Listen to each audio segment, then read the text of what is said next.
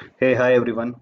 This is Pratik here, and today I'm going to showcase some basic commands in Python that we generally use for our machine learning algorithms or just to start with any of the problem statement. So we will see few of the commands now, and it will go into continuation in further videos. So let's begin with that. So let me go to the Jupyter notebook. So this is my first command where I have given the address of the file which I want to load into my Jupyter notebook. So this is the command for that. I'm just going to run it. If so, now here if you see the it is showing here as one. It means my command has already run through that, and now it is available into my variable which is data. If I want to see my data file, I have to just run this command data.head, and I will see the file that I have uploaded, the CSV file that I have uploaded, that is now available into the variable data. So by default, the head function always give you the 5 rows over here. If I want to see more, I just have to give the numbers over here. Like for example, if I'm giving here 50, sorry, so it will give me the 50 records now. So you can see here all 50 records are available now. Similarly, if I want to see 100 records, just change it over here and it will give you the 100 records over here. It is showing here. So again, now my data is available. I have seen the data. I want to know, okay, how much rows and columns does my file contains. So for that, there is a function called save. Just I have to run it. Data.save. It is showing me like 43,400 rows are available and there are 12 columns. If I want to see what are the different columns available, name of each of the columns, so this is the basic command data.columns.values. I have to just run it, and it is giving me all the columns available into this data set, that is id, gender, age, hypertension, heart disease, workday, smoking status, and so on. So now I'm able to understand, okay, how many records are there into this data, how many rows are there, how many columns are there, what are the different sort of names of columns are available. So now I'll proceed further. I want to check, okay, how many null values are available in different columns, because I don't sure. Like here, if it is showing here NaN, it means that value is blank here. I want to see, okay, like that, how many records are available which are lying in different columns. For that, there is a command called data.isNA and .sum. It will give me the overall count of null values available in each of the columns.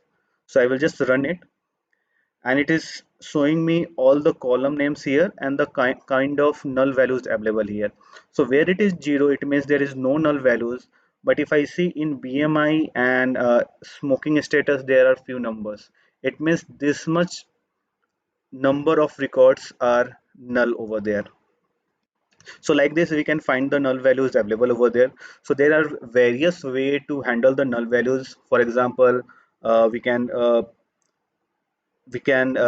treat it with the mean of the whole data set, or we can change it with the most common data available into the data set, or we can make a different machine learning algorithm to predict this missing values.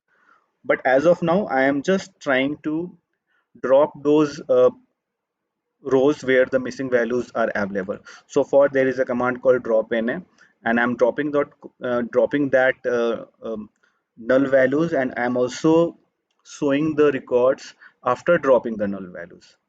So I will just run that command and I will see all the record null records has been removed. Just I will giving you 100 over here, and if you'll see 100 records, and you will not find any null values that are appearing previously. For example, here if you see your first section in a smoking stairs, there was a none.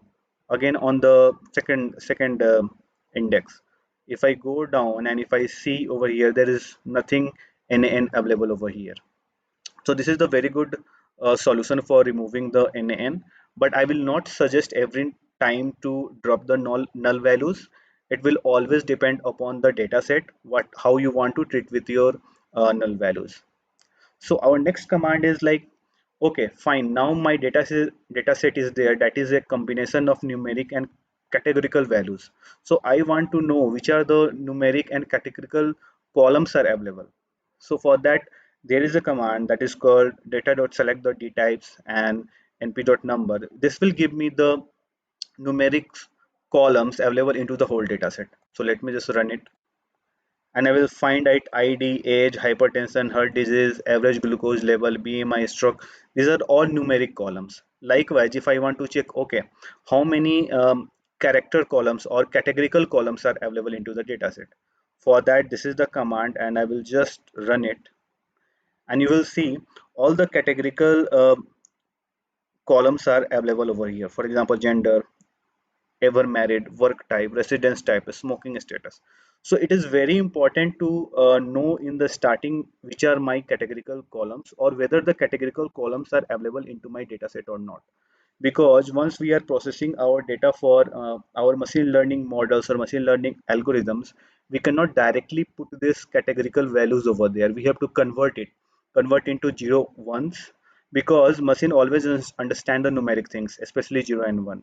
So there are various ways to do that. For example, you can do it um, first of all, we call it as the feature engineering, this process, and there are various way to achieve it. For example, one hot encoding is there, level encoding is there. So there are various ways, and the best way is one hot encoding, because in level encoding it always give the level as 1 2 3, and machine always treat 3 as bigger than 2 and 2 bigger than 1. So better way to do it is to convert all the data into 0 and 1. So that I will show you in the further steps. So if I want to say, okay, fine, I have this gender value, how many subcategories are available into the gender? So for that, this is the command. This will give me the what are the different subcategories available in my gender columns. So there are female, male, and other available. Now, the one I was telling about, how we can convert these categorical values into the numerical values. So there, for that, there is a very simple method that is called get dummies. I have to just run into my categorical data set, and it will convert whole data into 0 and 1. See, all the data has converted from, this is my gender column, and it is having male, female, and other. Now we'll see they're all separate columns. Where the male is available, it is 1. If it is not, it is showing as a 0. But how to use this get dummies function in a better way? The best way for get dummies is like we can directly use into our entire data set. So for example, this is my data set where all the data are available into this data variable. I have to just run this get dummies into the data, and it will convert all the categorical values into 0 1, and it will leave integer columns as it is.